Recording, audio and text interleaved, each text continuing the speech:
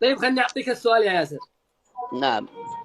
آه يعني سامعني، يعني بما أنه يا أخي ليش ما تلعبوا اللعبة أنتم كمغاربة؟ بس رجاء خرجوا من المثالية والمسألة الأخلاق، لأنه السياسة أحيانا تقفز على مسألة الأخلاق، وخصوصا أنكم مظلومين. إلا من ظلم. أنتم مظلومين في مسألة أنه تأتي الجزائر وتأتي لكم بكيان غدر اسمه البوليساري، وتدعمه وتضخ له أموال كي يقسم أرضك. يا أخي خلاص، أنت روح أنت للقبائل وادعمهم كما يدعمهم البوليساري، والعبوا نفس اللعبة يا أخي، ما المانع؟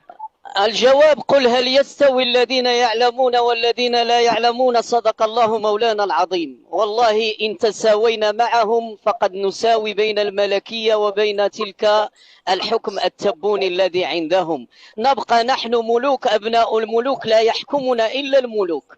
وفي كل بيت مغربي هناك ملك وأمير وأمراء، فلا نستوي معهم ولا نتعامل معهم بالمثل. وهنا يا أخي شرعي قال الحسن الداخل، وهو سلطان من سلاطين العلويين: إذا جاءك أحد واعتدى عليك فبماذا تقابله عداوته؟ قال: بالخير. قالوا: وإن عاداك؟ قال: بالخير. قال: وإن عاداك؟ قال: بالخير. فقيل له: وإلى متى؟ قال: إلى أن يغلب خيري شره. يا أخي بصراحة أنك وفقت في الرد على هذا السؤال. أنا فكرتني سأعجزك والله، فكرتني بخليك تتلخبط وشوية. أسعد، ما في فائدة معك يا ياسر، ما في فائدة. تحيات. انت يا اسعد قلت على قضيه القبائل.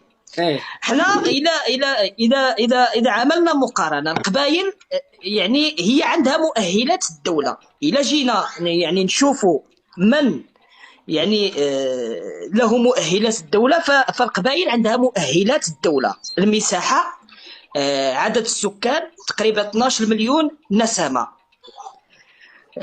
ماشي بحال الصحراء المغربيه، يعني عدد السكان قليل جدا. يعني حتى باش تكون دوله، يعني دوله قائمه بذاتها، ما كاينش مؤهلات الدوله. يعني حتى العنصر البشري ما كاينش.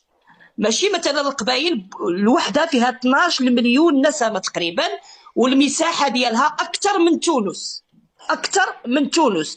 اذا كانت القضيه يعني مساله اقامه دوله، فكنظن ان منطقه القبائل تستحق ان تكون دوله مستقله على النظام العسكري. جيد جيد.